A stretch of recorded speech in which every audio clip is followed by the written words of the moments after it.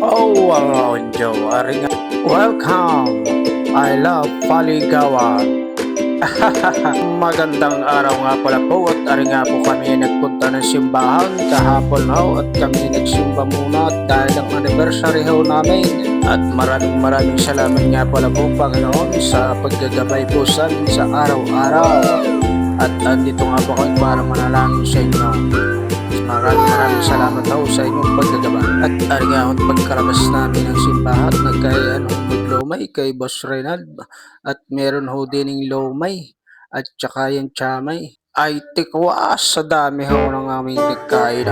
At ari nga pala ho mga kalode, diretso nga pala ho kami dito sa I Love Paligawan ay sa pangalan pa lamang ho ay talagang kami ay naligaw pa talaga sa pag-aming pagbibiyahe ay naligaw pa ho at sa pasunod-sunod ho ng dami ang akala ko daw ay napakalapit malapit naman pala ho ay 15 to 20 minutes pag mula po sa may kanton Malaquilog sa Laurel, Batangas makakarating na po tayo din sa may I Love Baligawan ari nga po malapit na tayo sa ating akala ko hindi pa makakaahon ng motor pero medyo okay mo po ang kondisyon ay hindi po kaya nakaahon naman ha at medyo may katarigan din niya ho ng kauntay at talaga namang pareho rin daaw pare ay nagpaligawan ay naligaw din niya ho ng kauntay at ari nga ho Sunday at ari ho ay siyempre ay gagala ho muna ng kauntay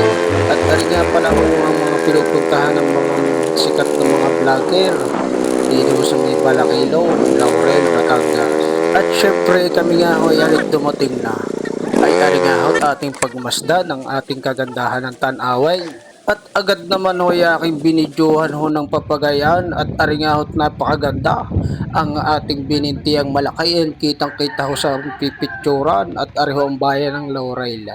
Nandito na ho kami sa taas ng paglinawan at ari nga ho ang Taal Volcano Crater, ang kabayanan po ng Laurel na andi na yun. Ay kitang kita naman ho ayan ho ang bayan ng Laurel at aho ang Taal Volcano Crater, kitang kita ho dito at bininti ang malaki. At syempre naman ho at ari nga pala ho ang ating I Love Baligawan, ang atin hong pinupuntahan ng mga sikat na vlogger din ho sa may Balaquilong, Laurel, Batangas. At siyempre di ho kami muna makapag-selfie-selfiehan na ho din ay siyempre di kami ho ay nadini muna at dini muna kami sa isang tabi at kami ho ay dini mamamahinga muna at meron nga pala ho din pwede ho kayong maglomay o maglugaw dito po sa pwesto ng kanyang kubo kay kuya at sa dami nga pala ho ng mga vlogger din ay mga nag-selfie yan ho at kanilang vlog ang mga pati ho kami napablog na rin ho ng kaunti.